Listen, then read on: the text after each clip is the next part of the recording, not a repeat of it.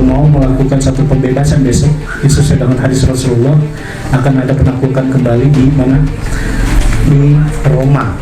Maka yang pertama harus dibebaskan kembali adalah Baitul Maqdis. Hari ini kita melihat Turki ya sebagai satu negara yang boleh dikatakan paling terdepan.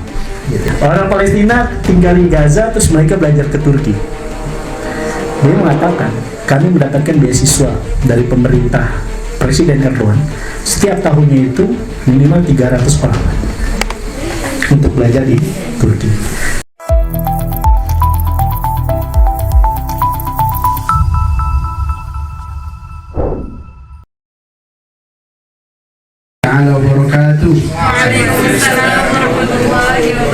Nah, ini bukan jiwa hamas kalau gini, jiwa nuas. Coba kita yelin lagi kayak tadi pagi biar lebih semangat ya. Ya, biasa ya teman-teman sekalian, kalau dulu Al-Fakir itu biasa ikut daurah 20 hari selesai 30 juz yang setoran, kemudian daurah Baitul Maqdis dan segala macam, itu biasa ya. Baik, coba kita tes lagi. Jiwa muda. Jiwa muda. Nah, itu baru semangat. Oke, baik. Materi pertama akan disampaikan oleh Presiden Erdogan. Ini udah malam canda dikit. Nah, jangan macam serius-serius ya kan. Kita belajar bahasa Minang juga dikit-dikit bisa kan. Gitu ya. Apa bahasa Minangnya apa kabar? Ya. Selamat malam apa selamat malam? Baik, kepada Ustaz Akmal. Oh, kalau beliau bukan Ustaz, Gus. Gus. Ya. Nah, silakan. Paling jauh ya. Baik, bismillahirrahmanirrahim. Assalamualaikum warahmatullahi wabarakatuh. Alhamdulillahilladzi arsala rasulahu bil huda wa dinil haqq liyadhhirahu 'ala dini kafabillahi syahida. Asyhadu an la ilaha illallah, asyhadu anna Muhammadan abduhu wa rasuluhu la nabiyya ba'da ma ba'du. Qala fil kitabil karim. A'udzu billahi minasyaitonir rajim. Bismillahirrahmanirrahim. Infiru hifafan wa siqalan wa tujahiduna fi sabilillah bi amwalikum wa anfusikum dzalikum khairul lakum in kuntum ta'lamun. Ana yasallallahu. Merhaba, Pak saya. Kasih dulu. Ya. Asal sunas IGJLR Arkan selalu. Ya. Paham ya. Gitu. Kudus Fatihi Mudadele Bugun, Masya Allah Cokuzal ya. Jadi tadi saya sedikit ngomong berbahasa yang mungkin agak asing gitu ya. Teman-teman di sini ini Ustadz nih, kalau ini dulu Ustadz Arfan. Kalau saya bukan Ustadz sebenarnya, cuma dipaksa jadi Ustadz nih malam ini. Jadi saya perkenalan dulu ya, mungkin kalau misalnya belum kenal saya mohon izin untuk melakukan semacam taruh lah gitu ya. Agar kemudian materi yang nanti saya sampaikan juga sesuai dengan background daripada keilmuan saya. Perkenalan saya, nama saya Ahmad Jumiadi. Saya aslinya bukan dari Sumatera atau dari Padang, saya dari Jawa Timur, dari Madura, dan kayaknya pemateri hari ini malam ini berdua ini kita bilang bukan dari orang Padang nih, atau juga punya relasi dengan Sumatera gitu. Kalau bicara materinya kan luar biasa nih, melanjutkan gagasan dan cita-cita peradaban. Dan kebetulan saya sendiri merupakan pendiri daripada Persahabatan Islam Utsmani. Kalau dengar kata Utsmani mungkin teman-teman sudah paham tuh. Atau dulunya sebelumnya ada sahabat Erdogan gitu ya. Dan komunitasnya sekarang berganti gara-gara di take down beberapa kali oleh Meta. Jadi saya berjihadnya itu di gerakan sosial media dan juga di YouTube ya, sama kayak Ustaz Arfan juga. Ya dulu beliau di take down-nya, tapi sekarang di ban di YouTube-nya gitu ya. Mungkin teman-teman bisa searching nama saya, misalnya Akmal Jumiadi itu siapa, mungkin akan terlihat background secara kapasitas dan sebagainya. Terus yang kedua, tadi saya mengajak berkenalan dengan kata bahasa Turki gitu ya. Dan kebetulan hari ini tanggal 30 Mei kemarin kita memperingati ya 2009 ini, ada yang tahu? Nggak ada yang tahu. Penaklukan Konstantinopel. Hadisnya udah tahu ya. Atau kahana Konstantinia, Fainimal, Amiruha, Winimal, Jais dari Kajais. Peringatan yang keberapa tahun? Ada yang tahu nggak? Iya, 1453. Sekarang 2025, berarti udah berapa tahun tuh? Iya. 1453, sekarang 572 tahun. Gitu. Itu adalah hari terakhir umat Islam melakukan penaklukan terbesar dalam sejarah peradaban manusia. kayak gitu. Kalau sebelumnya kan ada Salahuddin Al-Ayyubi yang melakukan pembebasan Baitul Maqdis. Setelah pembebasan kembali Baitul Maqdis, terjadi pembebasan atau futuhat Konstantinopel 4 abad setelahnya, kayak gitu. Ini menjadi satu rangkaian. Jadi kalau mau melakukan satu pembebasan besok, sesuai dengan hadis Rasulullah, akan ada penaklukan kembali di mana? Di Roma. Maka yang pertama harus dibebaskan kembali adalah Baitul Maqdis. Tanpa pembebasan Baitul Maqdis, penaklukan Roma itu akan terjadi sampai mustahil. Kayak gitu. Dan materi pada malam hari ini gitu ya. Ini saya punya kitab, bahasa kitab ya. Tapi terjemahan bahasa Indonesia. Penulisnya adalah Profesor Dr. Abdul Al-Fattah Muhammad Al-Uwaisi Al-Maqdisi. Gelarnya juga Al-Maqdisi misalnya. Berarti memang beliau orang Palestina, orang Baitul Maqdis. Beliau saat ini sering keliling, nggak cuma di Indonesia, ke beberapa macam negara. Tapi beliau kemarin bertemu saya ngobrol pakai bahasa Turki, dia paham tuh. Dan saya tanya, Profesor sekarang tinggal di mana? Dia bilang, saya tinggal di Istanbul. Pertanyaannya, kenapa harus tinggal di Istanbul? Dari sini saya bisa memantau pergerakan dunia Islam. Wah, saya bilang, kalau bicara sejarah, memang saya katakan Istanbul itu adalah kota di mana yang Muhammad Al-Fatih taklukkan, dan ternyata memiliki pengaruh sampai nanti berbagai macam hal. Salah satunya itu tadi. Hari ini kita melihat Turki ya sebagai satu negara yang boleh dikatakan paling terdepan, gitu ya. Terlepas dengan segala macam kontroversi yang ada. Gitu. Ada yang mengatakan Turki hari ini suatu negara yang dianggapnya itu munafik lah.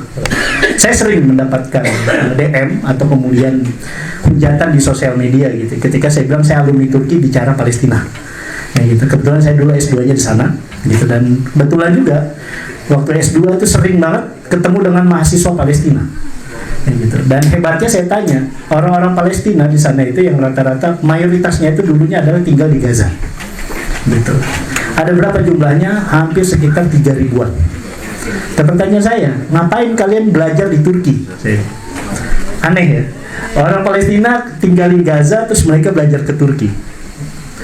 Dia mengatakan, kami mendapatkan beasiswa dari pemerintah Presiden Erdogan. Setiap tahunnya itu minimal 300 orang untuk belajar di Turki.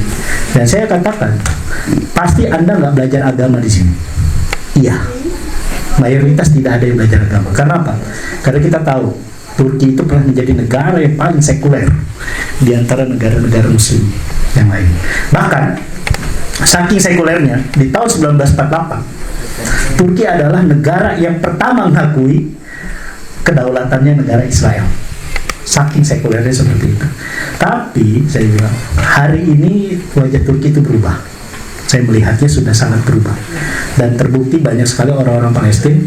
Dan salah satu kantor pergerakan yang boleh dikatakan diakomodir oleh pemerintah Turki secara resmi itu adalah Hamas. Selain Qatar, mereka punya kantor perwakilan resmi di mana? Di Turki, di Istanbul. Pertanyaannya, why? Kenapa? Dan yang kedua di sini, Profesor Abdul Fattah Al-Uwaisi. Kalau di sini kita baru membuat yang namanya daurah di berbagai macam universitas Turki, kesetidaknya ada 3-5 universitas.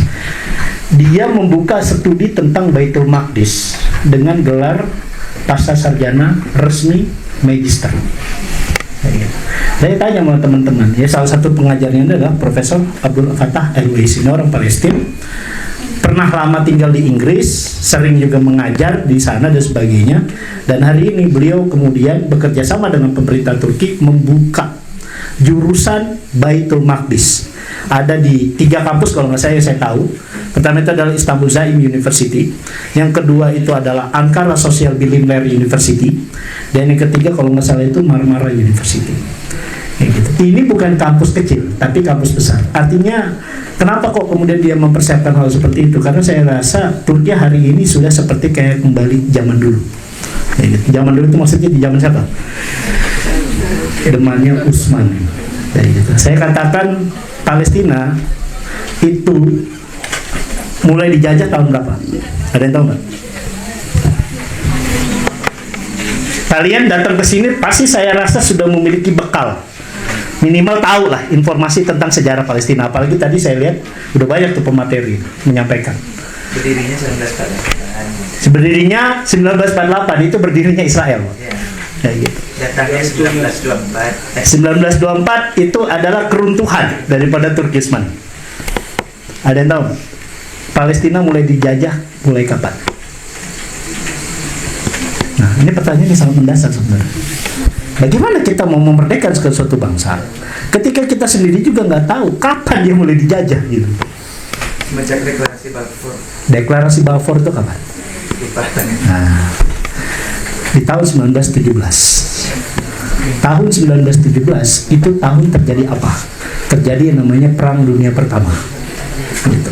Antara mana? Pihak sekutu gitu ya, yang kemudian diisi dengan Inggris, Prancis dan juga Rusia. Dan yang kedua adalah pihak blok sentral. Di situ ada Jerman dan juga Turkistan. Dan sebelum itu pun juga sudah terjadi yang namanya gerakan yang dipelopori oleh namanya Theodor Herzl. Siapa beliau? Bapak Zionisme. Tahun kapan dia mendirikan Zionisme? Ini saya mempelajari ini karena di kampus-kampus di Turki itu sudah dijadikan studi yang sangat serius. Gitu. Bukan lagi cuma studi yang hanya sebatas dia cuma batas kajian, seminar gitu. Tapi saking seriusnya dibuat jurusan. Saya akhirnya melakukan penelitian. Oh, ternyata Theodor Herzl mulai melakukan aksi terhadap pertemuan di di Swiss ya ketika itu dan mendeklarasikan gerakan Zionisme internasional di tahun 90-an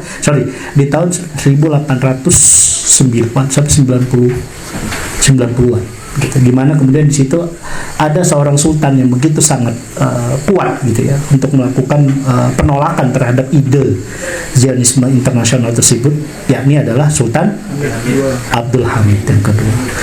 2 kali beliau diminta untuk kemudian ditemui oleh Theodor Herzl, cuman beliau menolak. Sampai akhirnya 1 kali pertemuan Theodor Herzl datang ke istana di Berlin di Istanbul untuk kemudian meminta gitu kepada Sultan. Awalnya nggak bilang saya mau mendirikan negara. Gitu. Nanti ada kaitannya. Awalnya dia tidak meminta sebagai negara. Dia hanya meminta apa? Tanah. Untuk orang-orang Yahudi itu bisa tinggal lebih banyak dari sebelumnya. Padahal memang ya kita tahu Palestina adalah kota atau sebutnya Baitul Maqdis itu adalah kota yang mereka itu sudah hidup toleransi agama itu sudah ratusan tahun lamanya gitu, bahkan ribuan tahun gitu. Tapi ada permintaan khusus dari Theodor Herzl ini gitu untuk kemudian menambah jumlah orang-orang Yahudi untuk kemudian bisa tinggal di Palestina kayak gitu. Tapi kan rencana tersebut sudah diketahui oleh Sultan Abdul Hamid gitu. Dia mengatakan kalau cuma sebatas tanah gitu, dari dulu orang Yahudi juga sudah tinggal di sana dan itu sudah tidak ada masalah gitu. Maka saya katakan yang bermasalah itu bukan masalah Yahudinya. Yang bermasalah adalah Zionismenya. Kayak gitu. Kenapa? Zionisme ini bukan hanya cuman sebatas orang minta izin tinggal gitu. Bahkan dulu sejak dari zaman Sultan Sulaiman Al-Qanuni gitu ya. Ketika terjadi namanya Inkuisisi Andalusia gitu. Orang-orang yang diusir dari Andalusia itu apakah hanya orang muslim? Orang Yahudi juga ada. Bahkan akhirnya mereka yang kemudian tinggal di Palestina itu yang sebelum akhirnya Zionisme itu justru adalah orang-orang Yahudi dari Spanyol, dari Eropa yang kemudian sudah lama tinggal kayak gitu. Yang secara genetik bahkan dia bakal ditemui gitu. Ternyata orang-orang Palestina hari ini gitu itu punya genealogi atau genetik gitu. Itu adalah orang-orang Yahudi yang dulu sebelum adanya namanya Zionisme. Nah, Zionisme ini itu dianggap berbahaya karena apa? Yang dilihat itu bukan cuma permasalahan kebangsaan ras, tetapi kemudian satu ide. Dan ide mendirikan suatu negara yang justru didirikan oleh seorang yang namanya Theodor Herzl. Dia bukan rabi, dia bukan pendeta Yahudi, gitu. Bahkan orang-orang Eropa melihat seorang yang namanya Theodor Herzl ini, dia bahkan cenderung lebih pada ateis. Aneh. Orang yang gak percaya terhadap eksistensi Tuhan gitu, tiba-tiba ingin membuat suatu negara berdasarkan agama. Dari awal aja ini udah cacat sebenarnya. Makanya ketika saya beberapa kali ngisi kajian gitu di podcast saya dan sebagainya, kebetulan saya punya sahabat namanya Bang Erlangga Greskinov, gitu ya. Ini terkenal juga beliau. Sering kemudian berhadapan dengan si Monik tuh. Tahu Monik ya? Ya di TV One dan sebagainya. Dia menyampaikan data gitu. Sebenarnya kalau bicara ke Yahudinya tuh ya umat Islam sudah rukun-rukun biasa aja gitu. Justru karena ketika Zionisme itu muncul, mulai terjadi kekacauan di mana-mana. Gitu. Dan efeknya itu bukan hanya cuma sekedar bicara Baitul Maqdis atau Palestina, bahkan sampai dominasi kekuatan dunia, baik itu dari barat maupun dari negara-negara yang lain seperti itu. Dan Zionisme ini saya anggap sudah dari awal sudah berkacau gitu. Dan banyak juga ditentang oleh banyak rabi-rabi orang-orang Yahudi itu sendiri. Kayak gitu. Awal kemudian mereka ingin mendirikan Zionisme ya dengan dalih berbagai macam, sampai kemudian mencoba membeli gitu, menyuap gitu kan Kesultanan Utsmani untuk kemudian memberikan tanah tersebut, dan akhirnya ditolak karena Sultan Abdul Hamid tahu motifnya ini bukan lagi cuman motif sebatas ras atau bangsa, tetapi sini sudah masuk kepada motif politik dan juga ekonomi seperti itu. Jadi singkatnya sih seperti itu ya, sejarah awal berdirinya, terus kemudian bertemu dengan Utsmani. Di zaman Sultan Abdul Hamid hal itu bisa ditolak, bahkan kemudian dilawan gitu dan sebagainya. Melawan Zionisme internasional itu dengan satu kata, apa? Pan-Islamisme. Persatuan umat Islam. Karena kalau bisa tanpa terjadi persatuan umat Islam, ini mustahil. Kita bisa mempertahankan Baitul Maqdis. Gitu. Itulah yang dilakukan oleh Sultan Abdul Hamid sampai ide tersebut datang ke Nusantara. Yang namanya Pan-Islamisme itu bukan hanya cuma di Timur Tengah, sampai kepada Nusantara. Bahkan saya berdiskusi kepada Ustaz Hadi, siapa tokoh Pan-Islamisme di Tanah Minang atau di Sumatera Barat? Salah satunya adalah Haji Rasul. Kayak gitu.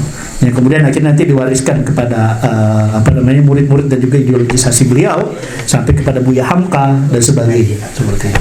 Itu adalah ide yang sudah dibuat oleh Sultan Abdul Hamid untuk melihat gelagat orang-orang Zionis ini ingin melakukan upaya penjajahan kayak gitu.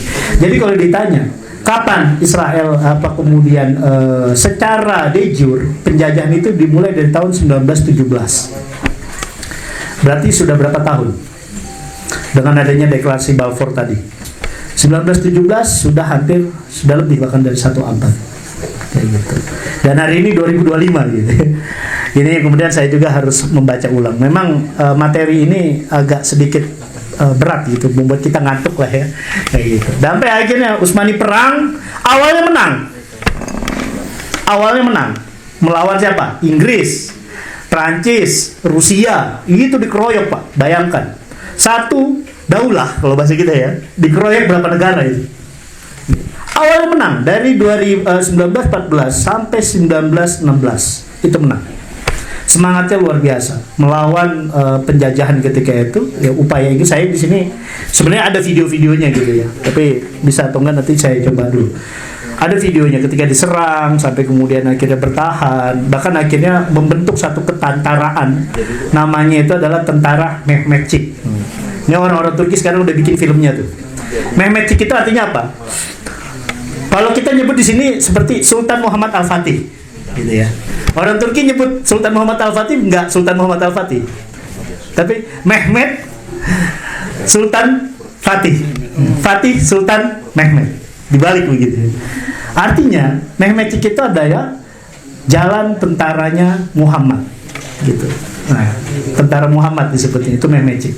Mehmetçik yang pertama itu dinisbatkan kepada Rasulullah SAW sampai kemudian kepada Sultan Muhammad Al-Fatih.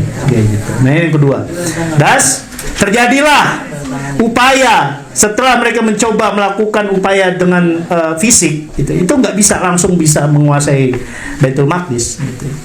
Barulah kemudian mereka melakukan upaya ideologisasi terhadap umat Islam dengan adanya namanya Pan-Arabisme, nasionalisme sempit, gitu. Yang akhirnya meminta atau kemudian memprovokasi amir-amir yang tadinya gubernur-gubernur ini di bawahnya Kesultanan Turki Utsmani, diprovokasi untuk melakukan pemberontakan yang kita kenal sebagai Arab Revolt.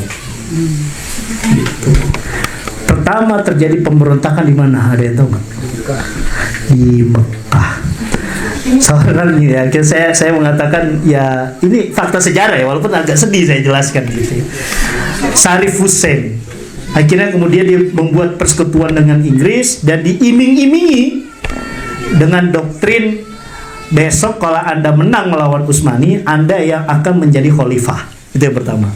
Yang kedua, Anda nanti kami berikan wilayah gitu ya, dari Jazirah Arab, dari Yaman sampai ke Palestina.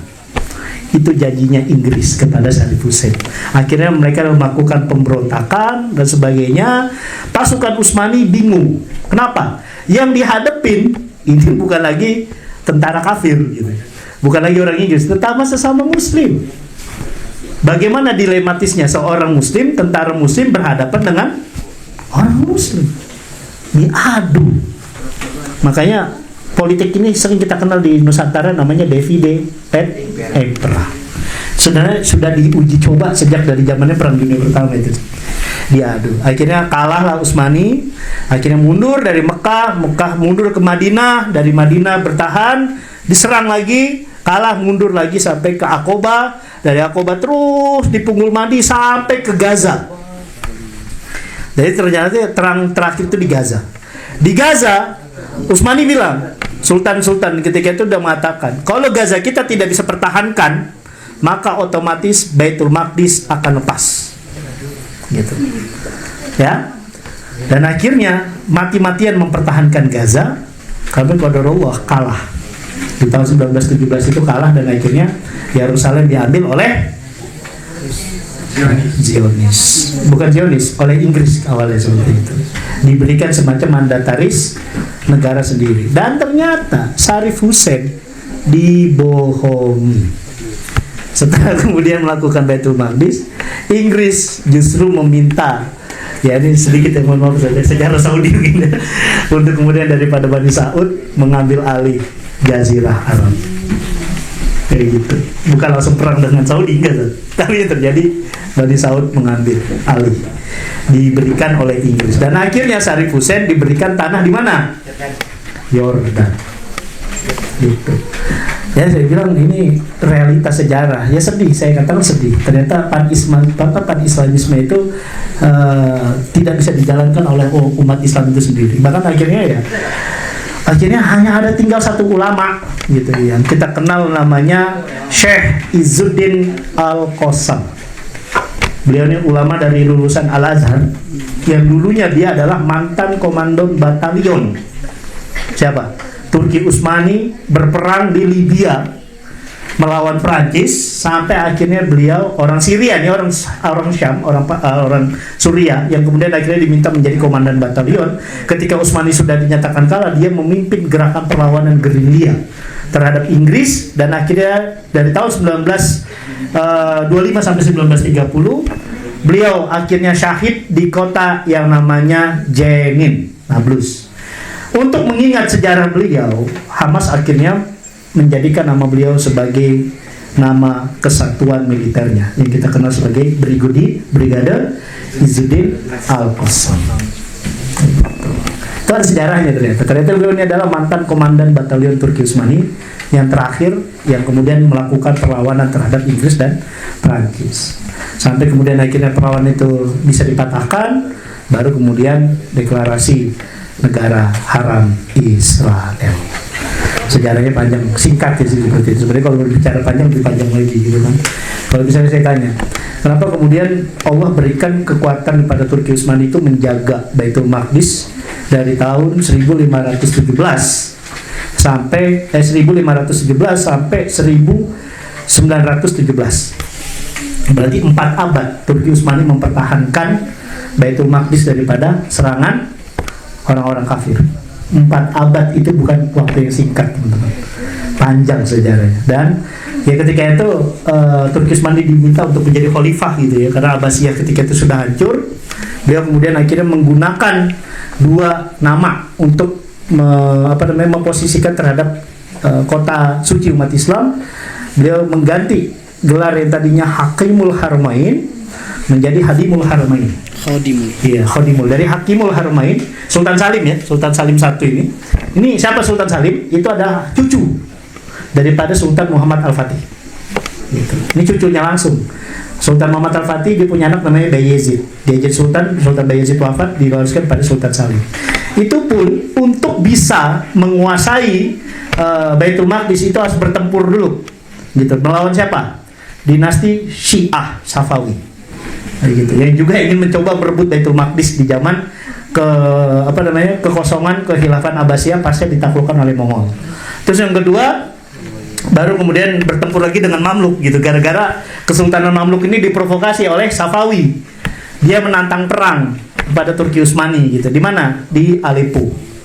Di mana? Suriah gitu ya. Dan akhirnya Mamluk kalah, oleh para ulama diminta agar kemudian Turki Utsmani mengambil alih kekuatan umat Islam sampai ke Kairo dan kemudian menegar pada Baitul Maqdis. Dan akhirnya ketika dia sudah menguasai Baitul Maqdis gitu ya, beliau juga kemudian akhirnya mengganti gelar yang tadinya Hakimul Haramain menjadi Hadimul Haramain. Haramain di sini bukan cuma Mekah Madinah, tapi juga sampai kepada Baitul Maqdis karena sama-sama kota suci, dan juga menambah kata Asyarif gitu ya. Masjidil Haram juga ada Masjidil Asyarif, Baitul Aqsa, atau kemudian Masjid Al-Aqsa Asyarif. Itu gelarnya gitu, yang diberikan oleh Kesultanan Turki Utsmani. Singkatnya sih seperti itu. 400 tahun mereka mencoba untuk melakukan menjaga gitu ya. Makanya saya katakan ini bukan kerja jangka pendek gitu. Ini adalah kerja jangka panjang. Dan kalau kata Ustadz Fahmi Salim kemarin menyampaikan di podcast saya bilang gini, Mal, antum harusnya berbahagia gitu. Kenapa? Di era inilah Allah insya Allah akan takdirkan antum akan menjadi generasi pembebasan Masjidil Aqsa. Saya bilang, kok bisa begitu, Ustaz? Iya. Kalau ada beberapa kali ru'yah, kalau bahasa kita ru'yah gitu, daripada almarhum Syahid Imam, bukan Imam, Syekh Ahmad Yasin. Dia mengatakan Israel ini sudah akan memasuki fase 40 tahun yang kedua. Kayak gitu. 40 tahun yang pertama itu jadi mulai dari 1917 sampai akhirnya berdiri 1948 gitu. Itu fase penguatan mereka. Kuat-kuatan banget lah ibaratnya gitu kalau perang gitu ya. Ideologisasinya mantap luar biasa gitu kan. Bahkan dia mengatakan itu lagi perang negara-negara Arab itu untuk melawan Israel itu akhirnya kan kalah tuh. Kayak gitu ya. Di perang Arab Israel gitu, 2 kali diserang, Israel masih bisa bertahan dan sebagainya. Tapi di tahun nanti, di 40 tahun yang kedua kata dia, setelah tahun 1980-an gitu ya, akan mulai masuk nanti tahun kedua di mana generasinya orang-orang Israel itu akan lemah gitu. Dan itu terjadi, dibuktikan oleh siapa? Hamas gitu. Waktu tanggal berapa kemarin? 7 Oktober gitu. Anda bayangkan Hamas itu menyerang, bukan lagi cuma menyerang entitas negara Israel, tapi kemudian dia mengetes sudah selemah apa Israel hari ini gitu. Anda bayangkan tentara gerilya bisa melakukan serangan terhadap Israel secara langsung, bukan lagi cuma dengan roket. Anda bayangkan ini tentaranya masuk ke Israel. Anda bayangkan ini negara yang di-backing oleh negara superpower dunia dengan sistem keamanan tercanggih di dunia hari itu bisa jebol. Saya katakan, wah ini udah tanda-tanda nih. Dan akhirnya yang dibunuh oleh tentara Hamas itu bukan langsung sipil. Nggak ada ceritanya sipil dibunuh. Yang dipilih itu adalah militer-militer terlatihnya, orang-orang Israel. Akhirnya dihabisi. Dan ketika terjadi balasan oleh pihak Israel kepada pihak perlawanan di Gaza, itu yang didatangkan bukan lagi tentara yang siap perang. Kebanyakan adalah tentara-tentara selfie. Tahu nggak tentara selfie? Lebih suka pegang kamera, joget-joget TikTok dan sebagainya. Itu yang disuruh perang sekarang oleh Israel. Makanya dibilang mereka sekarang sudah punya basis tentara udah sangat lemah. Karena apa? Bukan lagi tentara terlatih yang dipegang gitu. Tentara terlatihnya itu udah dihabisi dulu waktu 7 Oktober. Bahkan saya dapat informasi dari teman-teman saya dari Turki, dia katakan apa? Israel itu sebelum punya rencana di bulan Desember itu akan menyerang Gaza duluan. Gitu. Informasi itu didapat oleh intelijen Turki gitu ya. Akhirnya kemudian bilang, daripada kalian diserang duluan, kalian yang nyerang duluan. Dan persiapannya orang-orang Israel itu untuk melakukan serangan ini gitu ya, itu benar-benar persiapannya matang gitu. Bahkan sampai ada dibuat satu kota di Israel itu mirip dengan Gaza, dibuat simulasi perangnya di situ kayak gitu. Itu dipersiapin qadarullah gitu. Intelijen Turki mendapatkan informasi itu duluan. Akhirnya yang terjadi apa? Hamas diminta menyerang duluan. Dan ketika diserang, kondisi pertahanan Israel itu mati total. Serangannya dilakukan oleh siapa? Ada yang tahu? Orang Palestina yang lagi kuliah di Turki. Nah, saya bilang 300 orang per tahun yang dikuliahkan oleh Erdogan itu nggak lagi belajar agama. Kalau belajar agama lebih baik ke Al-Azhar gitu saja, atau ke Saudi sekali. Mereka belajarnya apa? Teknologi. Perangnya itu udah nggak lagi dengan cuman kata takbir jihad, enggak. Mereka sudah mempersiapkan. Bahkan beberapa kalau kemarin Pak Presiden Prabowo ya, walaupun sekarang lagi kontroversi nih ya, itu baru menyekolahkan 20 orang Palestina kemana? Ke Universitas Pertahanan di Turki. Udah lebih dari 300 orang Pak gitu. Saya nanya sama mereka, kenapa kalian melakukan hal ini? Karena Pak, kita sedang menyiapkan perlawanan Palestina bukan lagi menjadi perlawanan milisi, tapi menjadi perlawanan negara. Perlawanan negara ini sangat berbeda dengan perlawanan sebatas milisi. Makanya disiapkan infrastrukturnya, termasuk para perwira militernya nanti dan ahli IT-nya. Itu kenapa setelah tanggal 7 Oktober saya ketika itu masih memantau Turki dan saya melihat gitu. Anda bayangkan, Erdogan mengatakan kita akan perang dengan Israel. Dibilang kenapa kita mau melakukan perang dengan Israel? Karena Israel sudah mengirim banyak mata-mata ke sini.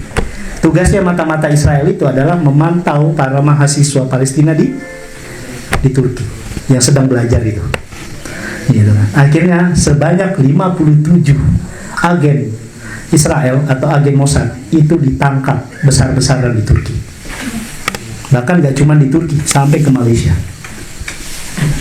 Anda bayangkan, itu bukan lagi cuma omon-omon gitu ya. Ini benar-benar sudah mulai itu. Dan hebatnya, tahu nggak? Saya dapat informasi yang ditangkap agen Mossad itu ada yang nyamar jadi ustadz, imam masjid, gitu kan? Sampai kemudian apa namanya istilah kita itu, ya sampai ada yang jadi mahasiswa gitu. Ternyata itu adalah agen-agennya Israel, gitu.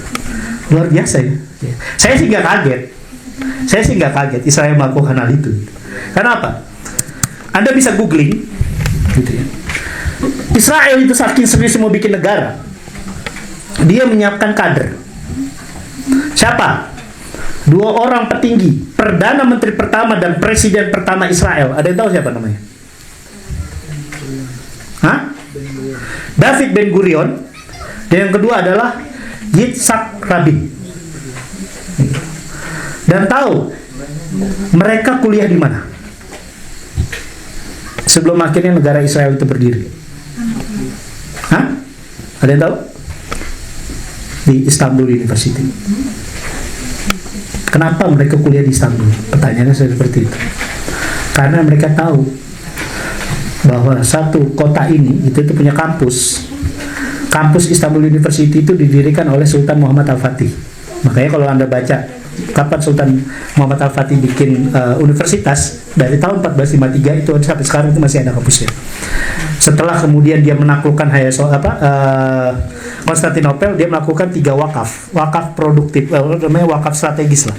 Yang pertama itu adalah menjadikan Hagia Sophia menjadi masjid yang tadinya gereja. Yang kedua mendirikan yang namanya Darussafaka, pemukiman buat orang-orang baru nanti yang datang ke Istanbul. Yang ketiga adalah membangun universitas. Dan universitas itu salah satunya yang ada sekarang itu adalah Universitas Istanbul. Mereka nggak belajar, Yitzhak Rabin dan David Ben Gurion itu nggak belajar ilmu agama di situ. Mereka datang nyamar jadi Muslim, terus kemudian masuk ke kampus, berkeluarga negaraan Utsmani, dia kuliah di bidang ilmu politik dan ilmu sosial dan sebagainya. Sampai akhirnya mereka mempelajari itu, saking seriusnya orang Israel mau bikin negara gitu. Sampai akhirnya mereka jantung universitas pusat kekuasaan Islam ketika itu, mereka belajar di situ. Gitu. Nah, pertanyaannya saya di sini. Gitu. seserius apa kita untuk menghadapi Israel besok? Gitu. Seserius apa kita untuk menghadapi Israel besok? Oke ya, itu menjadi satu materi pengantar dari saya. Kalau nanti ada yang mau ditanya jawab dan sebagainya, ini baru 30% dari materi yang saya sampaikan. Tapi 70%-nya nanti kita akan banyak dalam bentuk diskusi dan sebagainya. Seperti yang jelas, Turki membutuhkan partner dalam menghadapi persiapan melawan Israel. Dia sudah menyiapkan Suriah hari ini. Siapa partner yang ditunggu? Tanggal 1 Januari mereka bikin aksi besar-besaran. Di mana? Di Istanbul. 2 juta orang turun untuk demo gitu ya, mendukung Palestina. Yang mengkoordinir ada tahu nggak siapa? Namanya Bilal Erdogan. Siapa Bilal Erdogan? Anak daripada Presiden Erdogan. 2 juta aksi massa turun ke jalan. Terus saya baca ada tagline. Tagline-nya itu bahasa Turki. Bir Güneş doğuyor. Saya tanya maksudnya apa nih, Ustaz? Kita sedang menunggu ini gitu. Apa itu? Satu matahari kebangkitan dari timur. Saya tanya, timurnya siapa nih? Setahu saya kan Turki itu adalah negara Islam yang ada di barat gitu ya, yang masuk sampai ke Eropa. Pertanyaannya, negara muslim mana yang paling timur hari ini? Indonesia. Jadi saya bilang, itulah kenapa Erdogan beberapa kali meminta Prabowo itu datang ke sana gitu ya, dan meminta besok kita siap-siap, insya Allah. Wah, ya, soalnya pada materi Ustaz.